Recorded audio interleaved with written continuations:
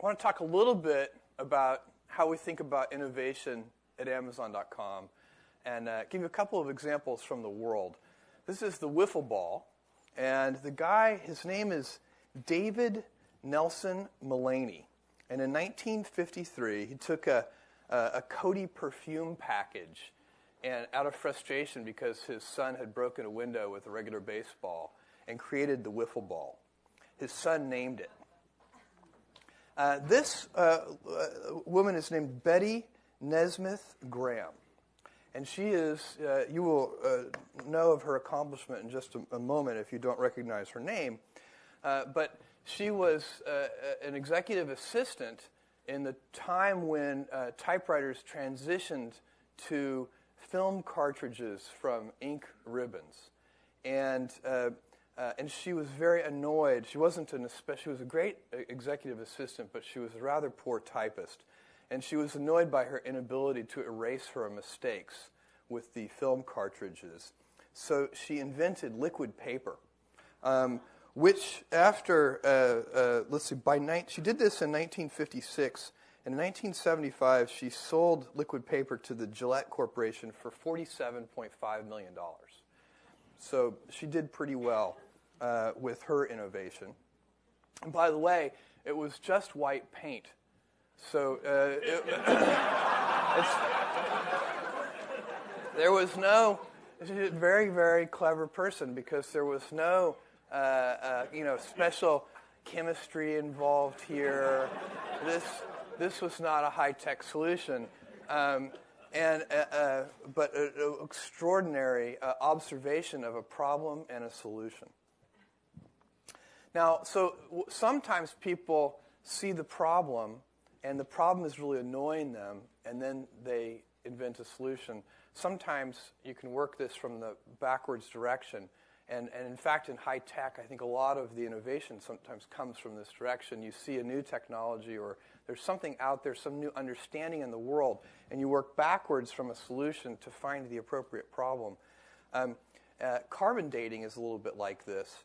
So, they'd always wanted this solution to be able to date things, but until they really understood radioactive decay, that wasn't possible to come up with that solution. So some new understanding, some new concept enters the world, and there are a lot of things like that in high tech.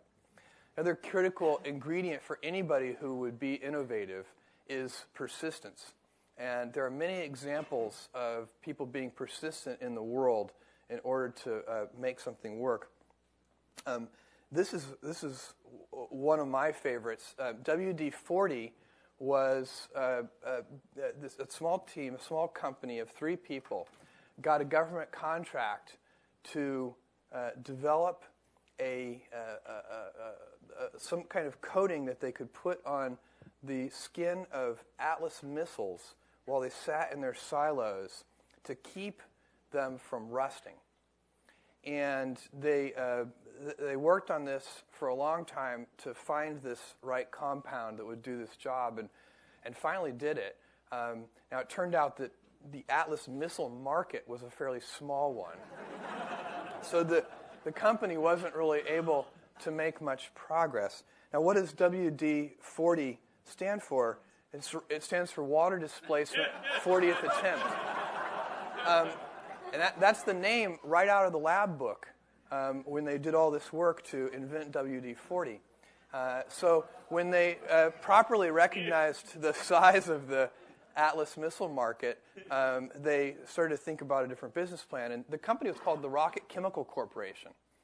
And it was their only chemical, and it was their only product. And so about 10 years later, they renamed the company the WD-40 Company, and the rest is history. One of the most pernicious obstacles to invention is learned helplessness.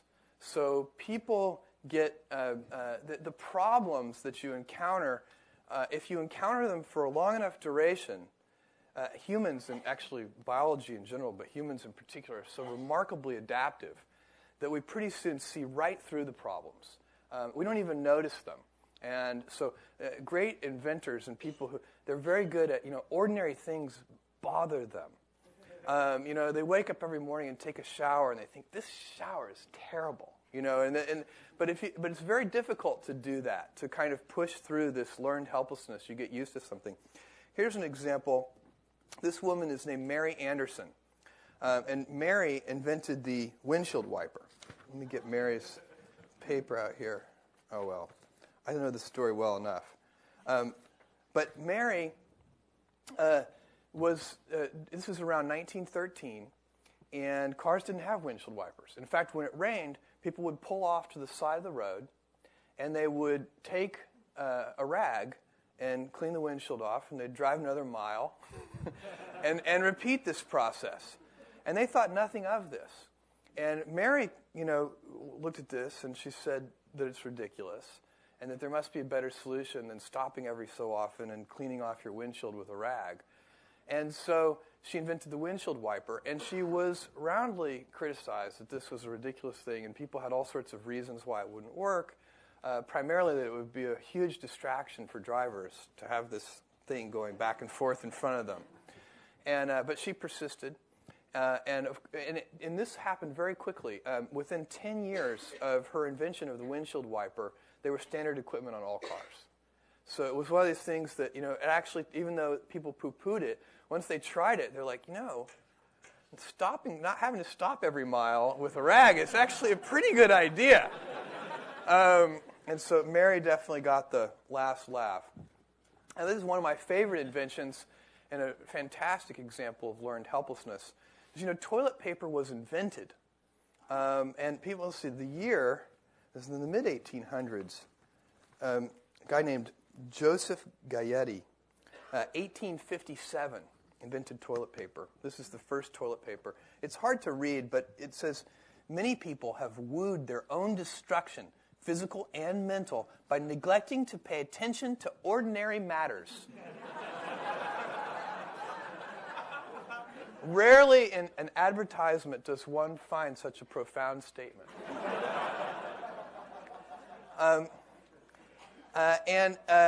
But this is one of those things. People didn't know they needed toilet paper until Joseph Gayetti invented it. And then very shortly thereafter, they began to realize they didn't know how they lived without it. And it's certainly difficult to consider going back. Now, let me make one very important disclaimer right up front that Amazon.com does not claim any inventions nearly as important as toilet paper. This is clear. But we have been working hard on innovation, and we've done a bunch of different stuff, and and we have been for the whole 9.5 years of our history, and I want to talk a little bit about that. So first of all, it's sometimes useful to take a little time travel trip and move backwards. This is what Amazon.com looked like in July of 1995. I think this is actually a screenshot from August, and it's changed a lot since then. This is, by the way, I wrote all of this HTML myself. No, really, please hold your applause. There's no need. Really, you're embarrassing me. Notice some of the very obvious problems that this has. For example, there's no search box on this page. The search box is a click away. You have to click on, I think 1 million titles will take you there, or search Amazon.com's million title catalog. So this is what the website looks like today. And we invest about $250 million in the last year, about $200 million a year for several years now, $250 million in the last year on technology and content development. And so the website should be better.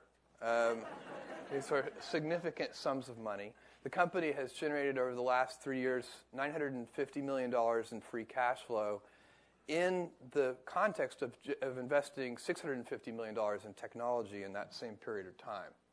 So we've gotten smarter about a few things. The search box is now, you don't have to click. It's not one click away. It's right there. And there are a bunch of other things going on here. But the point is that you lose track in the moment of how much innovation there is over a 9-year period. But one of the things that is very important at Amazon that we're constantly trying to do is reject this either-or thinking that really is at the heart one of the big impediments to innovation. Let me give you a simple example, which is in customer service. What we want to do is make the service better so that we can have the ACSI rating that you're talking about of 88, which we are very, very proud of. And cause that's they have a panel of like 60,000 customers that they poll, so it's a very statistically significant kind of result, and it's something that we do. It's a metric that people have worked very hard, not specifically on that metric, but on the things that lead to it. So it's a great, for us, it's something that we are very proud of. We get a lot of customer contacts, and one of the things that we would like to do is minimize customer contacts and in order to save money so we can offer people lower prices but still offer great customer service. And so how do you solve that problem? Well, you do it a couple of ways. One is you eliminate defects and eliminate root causes of defects, because if customers are contacting you, they probably didn't want to. I think actually the number 4 reason we get contacted is to say thank you. And so that's kind of nice. We don't need to eliminate those contacts. But most of the contacts that we get are not to say thank you.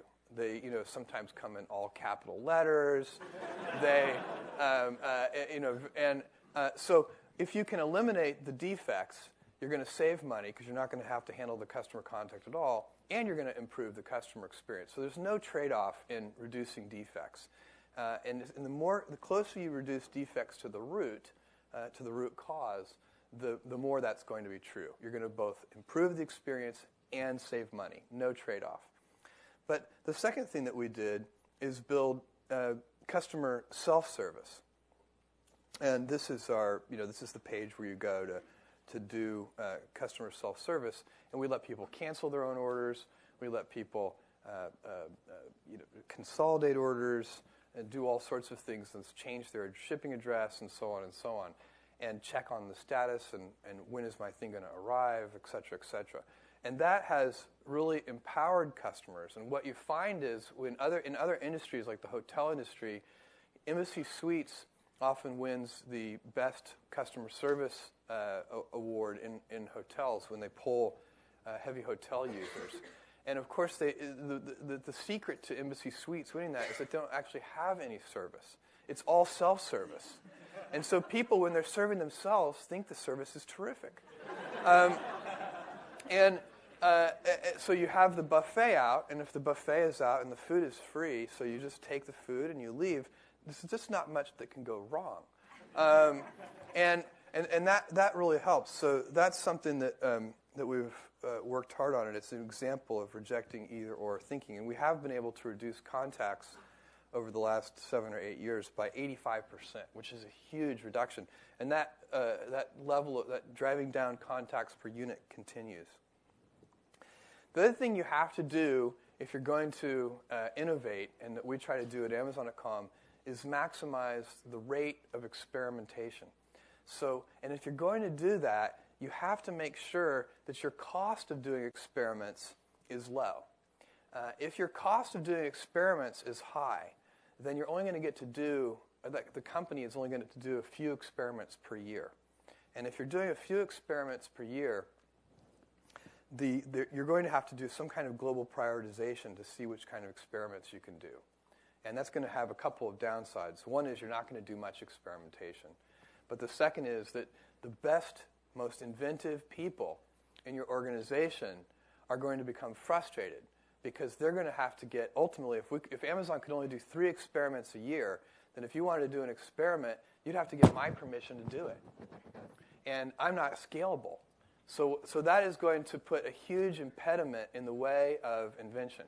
And if you want, on the other hand, if you want to make experimentation that everybody can do it and it doesn't take, the institutional apparatus doesn't have to approve every experiment, then you need to make the cost of experimentation low if you're still going to make it a reasonable thing to do and not irresponsible. You can't just if the cost of experimentation is high, you can't just say, yeah, this is going to cost $100 million to do this experiment, but go for it.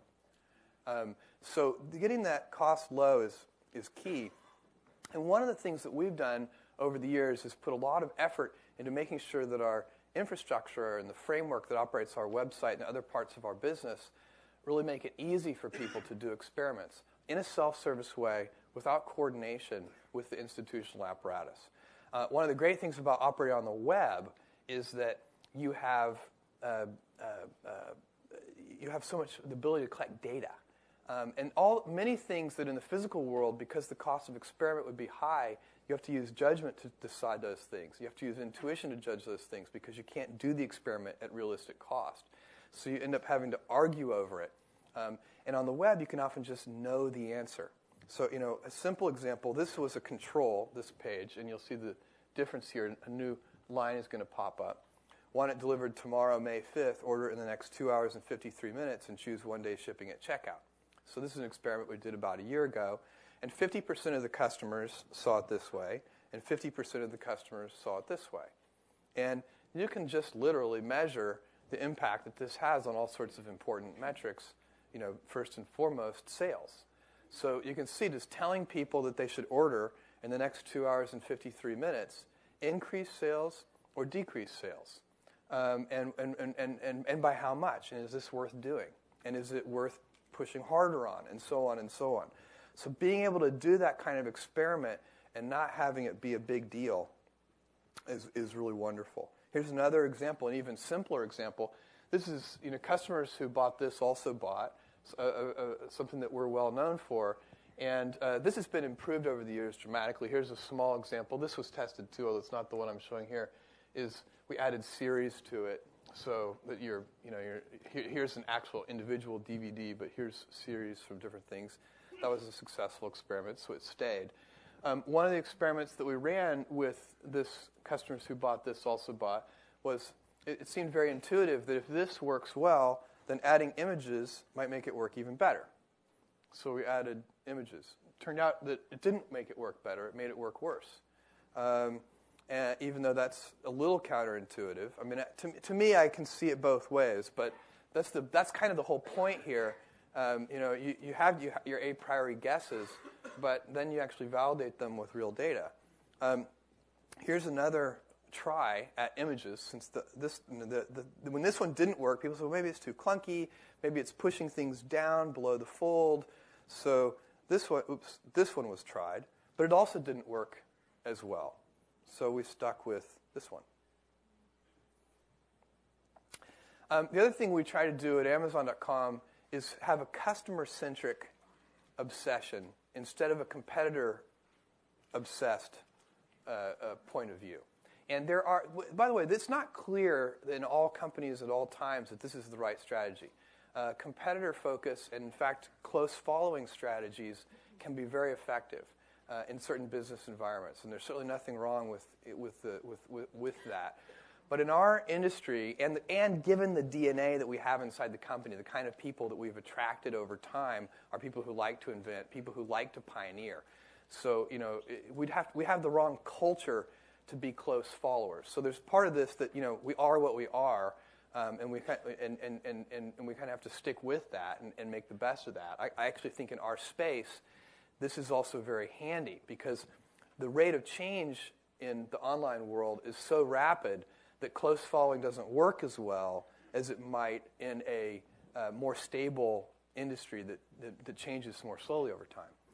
But one of the things about these fast-changing industries is I often get asked by audiences, if I do a Q&A period, what's going to change in 5 to 10 years? One of the questions that I rarely get asked, and I think is at least as important of a question, and maybe in some ways an even more important question, is what is not going to change over the next 5 to 10 years? And that's another reason why customer-centric strategies can be so powerful. Because competitor-focused strategies have to change a lot. The competitive set changes so rapidly. Over the last 10 years, our competitive set has changed, and the technologies have changed. So many things change. But the basic drivers of our business, the core things that customers want, do not change. We know that what customers want are selection, low prices, and convenience. And I guarantee you that 10 years from now, they're still going to want selection, low prices, and convenience. We are not going to wake up 10 years from now and have customers say, this is all well and good. I love this thing, Amazon.com, but could you make it a little less convenient? It's just not going to happen. And so when you work on low prices, you have to figure out inventive ways to do that. And there are inventions at different granularities. A lot of the most important invention happens at the finest granularities. So incremental improvements in unit productivity are critical. So in our fulfillment centers, which are about we have about 7 million square feet of fulfillment centers. Each one is about 700,000 square feet. These are huge buildings, kind of corner to corner. They're half a mile on a side. And so, how do you pick? You can order any 2 items. We have more than 1 million items in stock. Which, to put that in context, a Barnes & Noble superstore has about 125,000 items. A Costco or Sam's Club has about 4,000 items. A big box electronics store has about 7,000 items. So over 1 million in-stock items is a lot of items.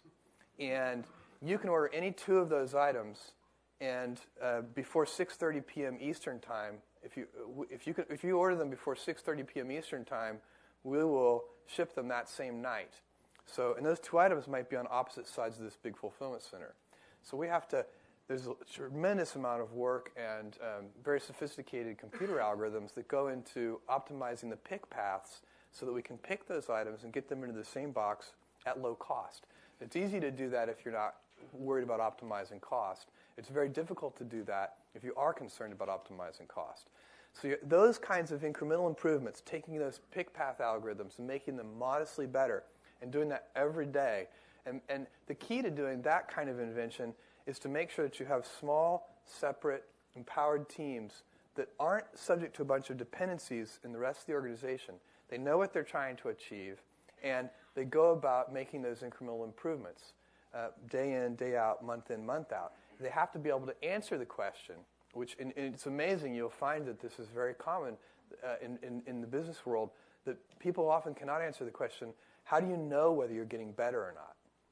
At this particular thing. And picking the granularity of where you ask that question is the trick. I mean, it's very easy, on the distant outputs, if you look at, something like free cash flow or revenues, those kinds of things, people know whether they're getting better, but those things are not directly actionable. You can't, assign some team and say, look, go drive free cash flow. It's just too easy. I mean, it's easy to command them to do it, but they won't be able to do it. I mean, it's a useless kind of thing to ask for. And then on bigger granularities. So one of the things that we also observe is that used products can have much more value proposition for customers. So we invite third-party sellers to compete against us on our prime real estate, which is our detail pages. That's an invention that also not only adds lower price, but selection too. So you go through all these things. Selection, one of the things that we've done recently to increase breadth of selection at Amazon is, again, invite these third-party sellers in. This works in all the categories where we operate. And in some of the newer categories, like apparel, it's a huge part of the strategy. Convenience. The most recent thing that we've done to increase convenience is for our heavy customers, which is something called Amazon Prime.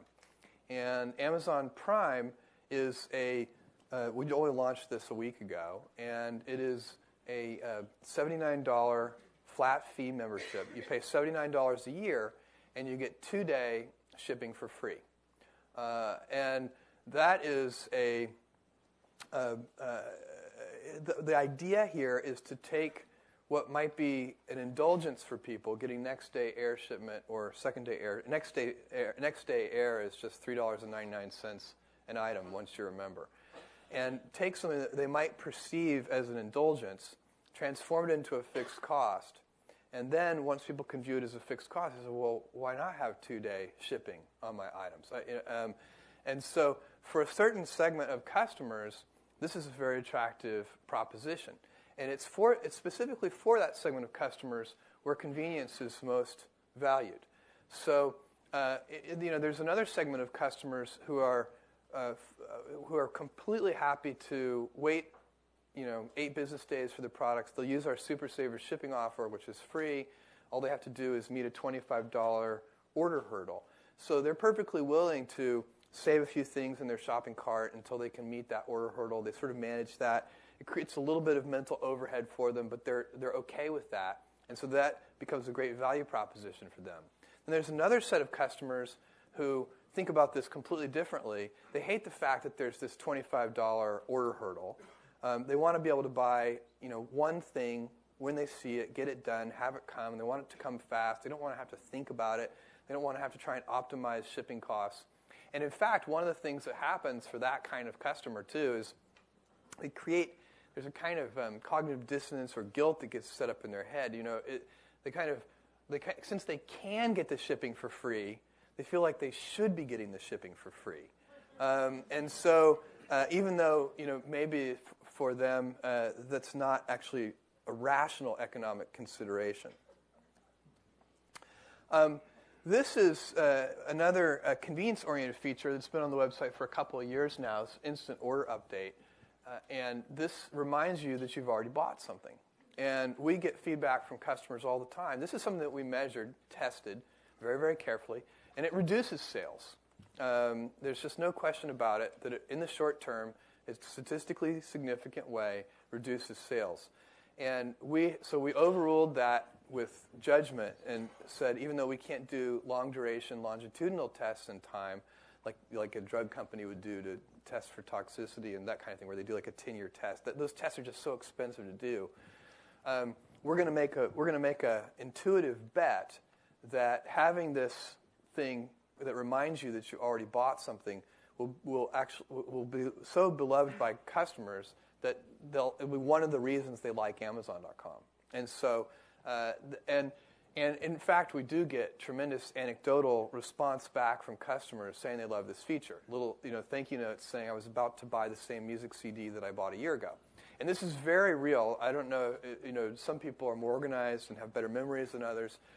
I definitely fall prey to this. In fact, just yesterday, I was reading a blog that mentioned a Walt Disney DVD back in the late 50s or early 60s, I can't remember when.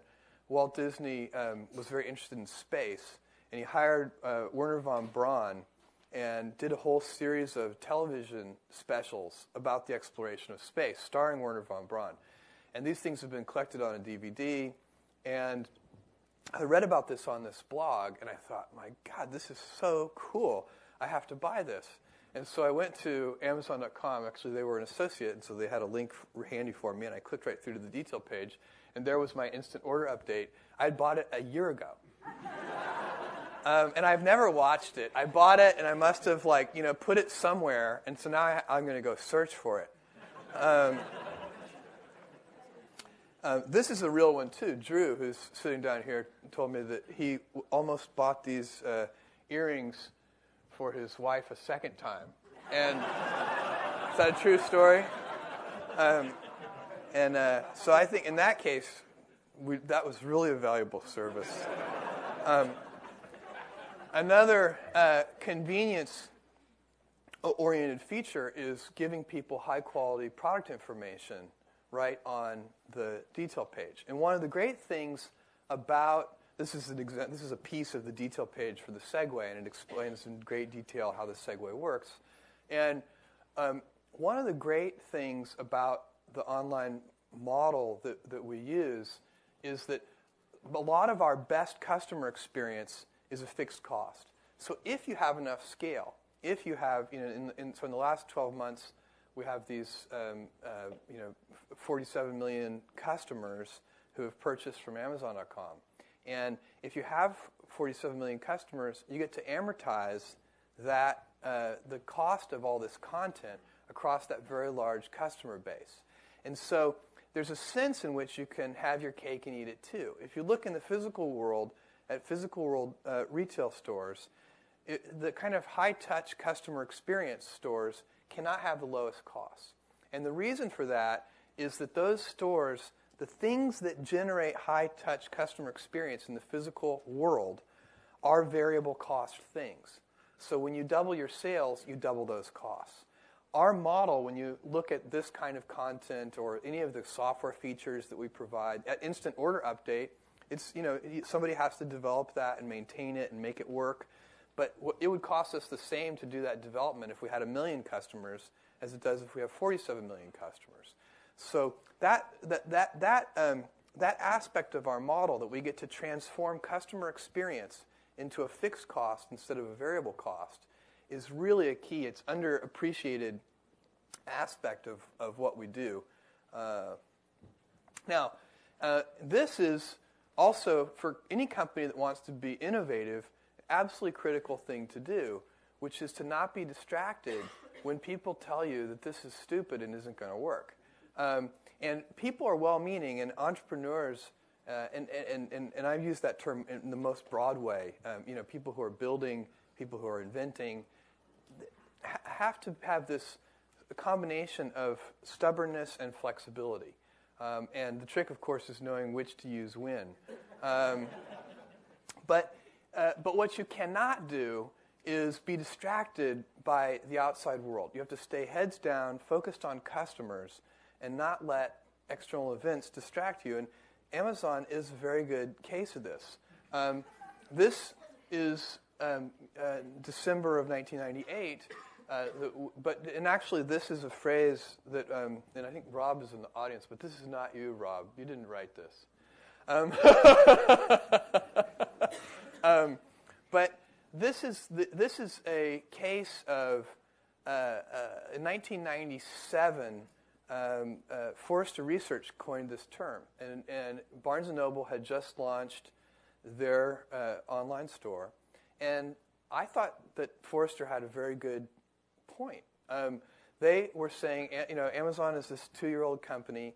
They've had this nice 2-year run, but sort of now the big gorilla has come to town. And at the time, we had annual revenues of $60 million a year. We had 125 employees, and Barnes & Noble had 30,000 employees, and at that time, I don't know, $3 billion a year in sales. And so it didn't seem like an even fight.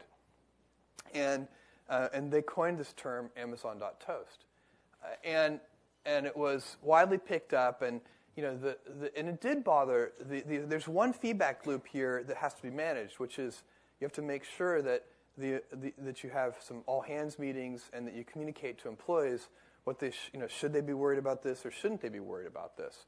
And in our case, I thought this was a very simple situation because I didn't think there was anything we could do about what our competitors were going to do. And so, we did have the all-hands meeting, and I asked all of our 125 employees to be terrified and to wake up with their sheets drenched in sweat every morning. And I carefully specified sweat. But that they should be afraid not of our competitors, but they should be afraid of our customers, because our customers are the only ones who are going to ever give us money. And so that helps. It actually helps have that kind of customer focus because it helps you stay heads down.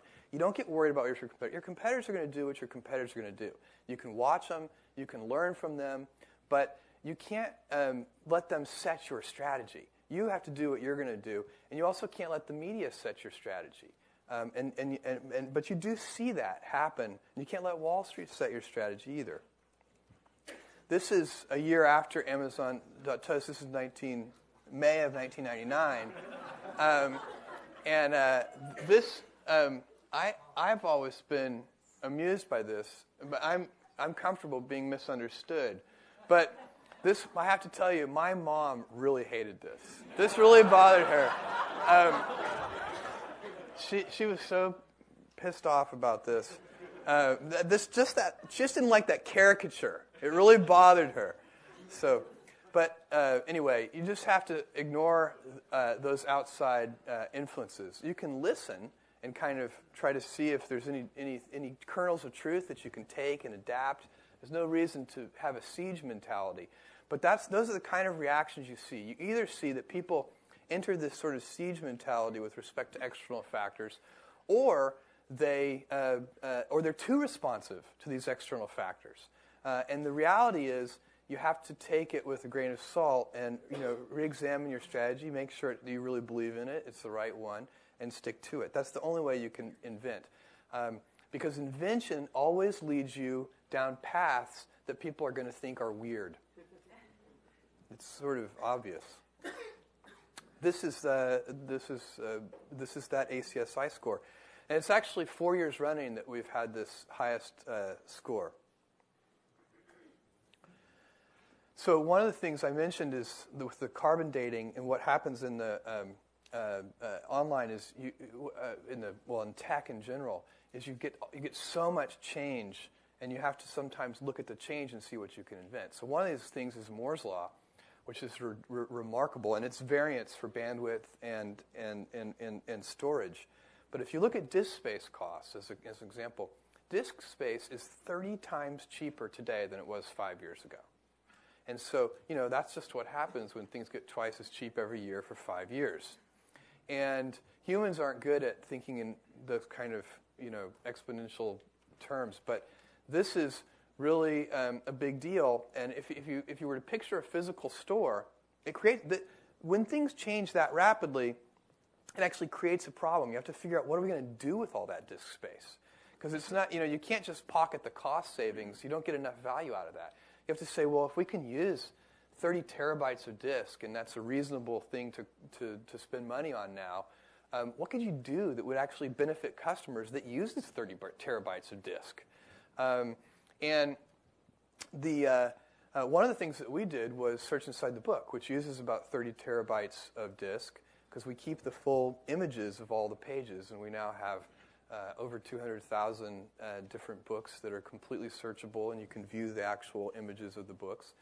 And that the good news about that is it's very beneficial to customers, and it soaks up a lot of this now almost free disk space that you can buy out in the world. Another example is A9. Let me just go here, which just launched, again, about a week ago, the A9 Yellow Pages. Let me do a search on optical. Oh, this regular mouse works too, and it's a lot easier to use. And one of the innovative things that the A9 team did for their Yellow Pages is take 20 million photos of over 1 million different businesses in 10 different cities. And they did that in a very cool way. I mean, here, if you go down the list here, this is optical in Seattle, but the map changes, the little numbers highlight as you go over, which I think is a nice user interface touch. But if I go down to Optical Illusions Inc., click on that. Takes you to a detail page for Optical Illusions Inc., and you can kind of stroll along the street here. So here is, and you can zoom in on this picture. And actually, this is kind of a cool picture because you can see in the reflection of this window, that's the vehicle that we took the picture from. And I like the way this guy is in motion. It's just kind of and you can't barely see her, but there's a woman behind him. You can just sort of see her shoes. This thing's only been up a week, but if you take 20 million photographs of 1 million different businesses, we've already gotten lots of contacts from people, who found themselves in these pictures. And if they request to be removed, we remove them. But this is a pretty cool use of technology. And again, it's looking at what's changed in the world, because one of the most interesting things about this is how they did it. And you can keep going, by the way. I can click here, and it'll take me, down the next street. I can just keep walking down this street. Okay, so how did they do this? Should I go to back to the PowerPoint? All right. Here's the truck. There are more than one of these. That is a camera, a digital camera mounted on the top of the truck. And when they first started doing it, their first tests were done not with SUVs, but with regular cars. And the camera was not in any kind of enclosure. But they attracted too much attention, and people would like smile for the camera, or do more profane things for the camera. So they solved that problem by getting a taller vehicle and putting the camera in an enclosure so it just sort of looks like some luggage on the roof and people don't notice it. So let's see. Here's one of you guys, if you've been to Times Square, you may have seen this guy. He's out there all the time. I think he's called the Naked Cowboy. He's been doing this for years and years and years. He's been there at least for 8 years, maybe longer, I don't know. And I think TGI Fridays has hired him now as a sort of mascot. But anyway, they captured the Naked Cowboy in Times Square. Is this when I go to the video? All right, let me see. We're going to do this the hard way because it's not working the easy way. All right, watch this. Let me pause this for a sec. Let me give you a little setup. So this is some of the actual footage from this camera. This is just to give you this is a camera that is connected to a laptop that has a GPS in it, and so the car just drives around, and the driver doesn't have to do anything except make sure all the equipment is running properly. And it just takes, a bunch of frames per second, and the car knows where it is at all times. So this now one of the cities that we did over 10 cities, but one of them was Washington D.C. And the driver, whose name is Josh in this case, had a fairly interesting experience because the camera broke. It needed some adjustments. It just got jiggled or something and needed to be fixed and remounted. So, which happens occasionally, so he didn't think anything of it. He stopped the car, he got out, and he started to fix the camera. But unfortunately for Josh, he happened to stop right in front of the State Department. And unfortunately, just to make matters a little more complicated, it was the day before the election. And so Washington was at its highest state of alert. And fortunately, this entire incident was captured on video, and it's kind of fun to watch. So there's Josh. He's getting out of the car. Going to work on the camera a little, but he sees somebody's coming. He's reaching for his cell phone now, trying to call Amazon.com legal. Now there are two of them. They're very curious why Josh is photographing the State Department. Here's the third one.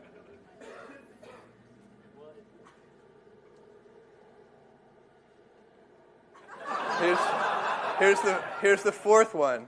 And if you can catch glimpses of Josh's face, you can see that he is a little stressed. By the way, at a certain point here, you can see the woman in the red hair, who I think is the one sort of in charge. She's trying to calm Josh down, and she says something to him like, "It's not like we're accusing you of having a bomb or anything," which didn't really work. Oh, and yeah, here's the great, they take a picture of Josh, and they actually they actually were very friendly to Josh, and he explained the whole thing, and they made some phone calls and confirmed his strange but true story about what was going on. And the whole incident only took like 45 minutes, and Josh was sent on his way to photograph the rest of Washington, D.C. Let's go back. Okay. But all of those things, okay. All those things are, if you look at what all the problems that had to be solved to do something like get that, the GPS integrated with the digital camera and get those in trucks and then solve all these little point problems that people were noticing in the camera and so on, that's what innovating is all about. It really is those kinds of problems. And the great thing about this is, at Amazon.com, is I do very little of this. So, we have a culture where people in small teams can go off and do these relatively low-cost experiments and try to build neat things.